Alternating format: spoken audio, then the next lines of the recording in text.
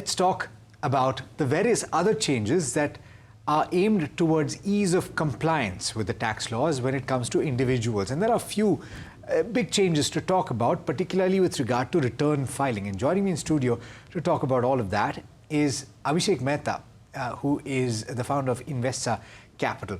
Thanks so much, Abhishek, for taking the time. Thank you, Alex. Let's start with the normal ITR process. There are a couple of changes that have come through. It says that it's a staggered process now. How does that work? Right. So basically, earlier, a lot of operational difficulties were coming because there was one due date of 31st July. So even chartered accountants were under pressure to file the returns, and even portal was getting a lot of difficulties because there was so much rush of returns. Now they have done a bit of staggered manner in filing of the returns.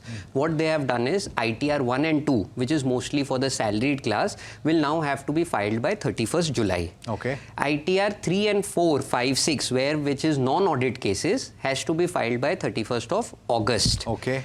Audit cases, the first they have to file their audit report, which have to be filed by 30th September. Okay. And the return of this audit has to be filed by 30th of October, 31st August. So they have staggered it now in July, August, September, October, and if there is a transfer pricing case, it will go for 30th November. Okay. So now there is a 6 months window where different baskets have been created to file their original tax returns. So ITR 1 and 2, which is a bulk of people, nothing changes for them. Nothing changes for them. They will file by 31st of July. Okay, but there's more beyond this, right? Yes. This has to do with the revised filing update. First of all, what does all of this mean? There's the basic filing which you're supposed to do. Yes. Where does the revised, updated, all of this come into play? So, see, I'll just give you a glance of summary. There are total 6 types of ITRs. Okay. ITR 1, 2, 3, 4, 5, 6. Sure. And 7 is also there. So, different people come into these different kind of ITR forms. Right. Now, there are 4 types of ITR filing. Okay. One is original ITR filing. Second is a revised ITR filing. Third is belated ITR filing. Okay. And fourth is updated ITR filing. What does all of this mean? Okay, so the original ITR filing date is basically you are putting everything perfect, you are filing your returns on time. That is this staggered manner of 31st July, August. And for Saral and all of that, it's 31st of July. It's the original ITR. Yeah. Supposedly, now you forgot to file your return and you want to file a belated return. You didn't file the original return as per the due date. You can now file your belated return up till 31st of December only. Okay. Okay, you cannot file it up till 31st March. What was it before?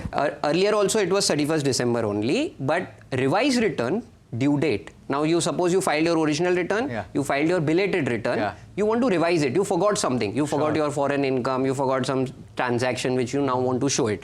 Now you can file your ITR updated return till 31st of March. Okay. Earlier it was December. Okay. The only thing which people have to remember is to file revised return, first you have to file the original return or a belated return. Oh. Then only you can file a revised return. Sure, yeah, so of course. Don't mix this up that now I can file return up till 31st March. Sure. No, you have to file either the original return up till the due date or the belated return up till 31st March. Yeah. And if you want to revise your return, the due date has been extended up till 31st of March for that. And you mentioned one more, which is updated. Updated return. Now, supposedly you didn't even file your original return, you didn't even file your belated return, you didn't even file the revised return.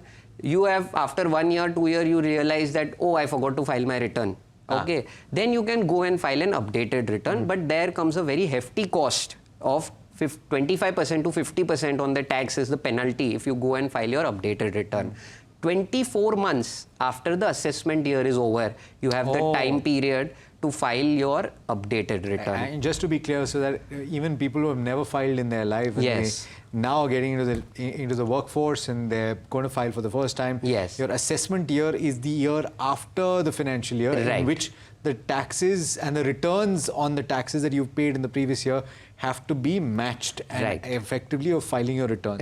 So the assessment year. 25-26 financial year, the assessment year is 26-27. And you can file your updated return up till 28-29. So up till 31st March 29, you can file your updated return for this current financial year.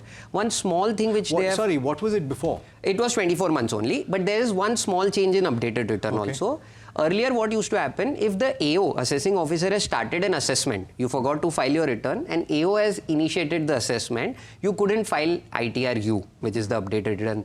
Now Nirmala ji has said, even if assessment has started but not yet completed, please go and file your updated return, pay your taxes, pay your penalty, and get freed of the assessment proceedings. So that change has also been done in this budget to remove all the operational difficulties which taxpayers were getting. You know, there were a couple of other changes with regard to TCS as well, right? Yes. The tax collected at source. Right. A couple of things stood out to me. Yes. One is the reduction in the tax collected at source for these foreign tours and travels from 5% and 20% to 2%. Right. Right? So that is significant. And Yes. the second one is for remittances under the liberalized remittance scheme. If you are going for educational reasons or medical reasons, Right. that's brought down to 2%. 2%. So earlier, if you were sending for your child's education more than 10 lakh rupees, Yeah. 5% was the TCS, which the banks were collecting. Now that has been brought down to 2%. And even when you were taking foreign tours and packages, that was 5% and 20%, which has been brought down to 2%. So three good changes, because a lot of people send their children for, you know, outdoor studies, foreign abroad studies, and 5% was really hitting them. Sure. But what about investments? That still remains at 20%. Yes, that still remains. If you buy shares of Google, Apple and all from these platforms, you still have to pay 20% as the TCS if you're investing more than 10 lakhs. So there's no change. Only three rates have been changed when you're buying foreign tours, when you're sending money for medical purpose, or you're sending money for your child's education. So these are the three key areas where the TCS rates have been changed. Apart from that, everything remains the same. There are a couple of other changes as well, and one has to do with the selling of property by a non-resident Indian to an Indian, right? Right. There was a requirement for a TAN which has been now done away with. Yes, yes. Is that a big positive? Yes, so there was an operational inefficiency basically. If I'm purchasing, I'm a resident Indian, I'm purchasing a flat from a resident person, I can directly go and pay that 1% TDS by the form 26QB. But if I'm purchasing from a non-resident person, I had to first go and apply for a TAN number, pay the money, file the TDS return, then after the transaction is done, again go and surrender my TAN number. So that was creating some ineffectiveness basically on the buying a property from a non-resident person. Now Nirmala ji have taken away that also. If I'm purchasing from a non-resident person, I can directly go and file the form and I don't need to apply for a TAN number. Another good thing Nirmala ji has done for the NRIs is that they are coming up with an automated route to apply for a lower TDS certificate. Okay. Earlier what was happening is, on the sale value, if I'm purchasing from a non-resident person, I had to deduct almost 22% TDS on the entire sale value for the NRI. Now, how you could have escaped this is probably by going to your assessing officers and getting a lower TDS certificate. That used to take almost about 60 to 90 days to get the lower TDS certificate. Now Nirmala ji is coming up with certain rules and regulations where if you'll apply, you'll automatically get the number, a lower TDS certificate without going to the AO. The details are not yet disclosed, but they have given their intent that we are coming up with certain rules that your lower TDS certificate gets more quicker to get it. Okay, so these are all positive.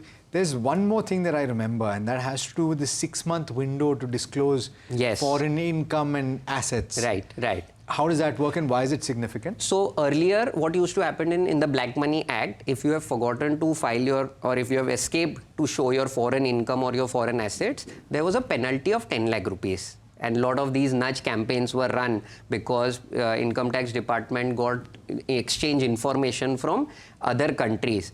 Now what Nirmala ji has done is she has given a 6 months window to everybody to file their foreign income plus their foreign assets. And if they file it, there will be very less penalty and the tax on that amount if you file your things in this 6 months period, and you will be free from the prosecution. What form has to be filed, how it will go ahead, that details are yet to come. But she has given this 6 months window. Suppose if you have a property in Dubai and you have not disclosed it to the Indian authorities, you have this window to go and disclose it. Okay. So tie that to everything that is taking place, and is there anything beyond this that we have to bear in mind with regard to the tax announcement? There is not much changes. I think these are the key changes, and again, everything remains the same. Now, what happens in the new tax bill, we'll come to know with that time only that what key things are getting changed in the new tax bill. For example, they are changing some definitions. They are going away with assessment year and financial year. There will be only financial year. There will be no word as assessment year in the new tax bill. What would the implication of that be? Nothing, just complexity, because people used to get confused. What are you talking? 25, 26 is the assessment year or the financial year. So now everything will be in a standardized format, talking only about the financial year. So a lot of simplification will take place. Yes. But operationally, nothing really changes. And this whole STT thing has also come into pass. Yes. I don't know. Do you know a lot of people that trade in the market? See, now the government stand is very clear on this. There are three types of people. One is saver, one is investor, one is a trader. Yeah. Government doesn't want too many traders. They want people to be investors. Long time, okay, long time investors. What India did quickly was from saver, they jumped to investor, from investor to trader quickly without getting the exact knowledge of how to do the trading. People started doing their business also and did this business also.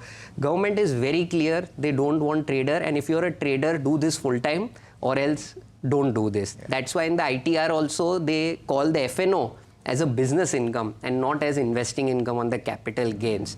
So according to me, bringing STT may be a good thing because it will deter people from playing in the FNO market, and people who are serious, who know this business, will only get into the futures and options business. Fantastic. So I think we've covered a lot of ground. Thanks so much for taking the time, Abhishek, as always. Thank you. And we'll keep coming back to you as and when there are changes in the tax laws. But that should give you a perspective on everything that has changed. Let us know if there's something specific that you'd like us to talk about. In the meanwhile, there's lots that you can watch on this particular channel. Thanks so much for watching. This is NDTV Profit.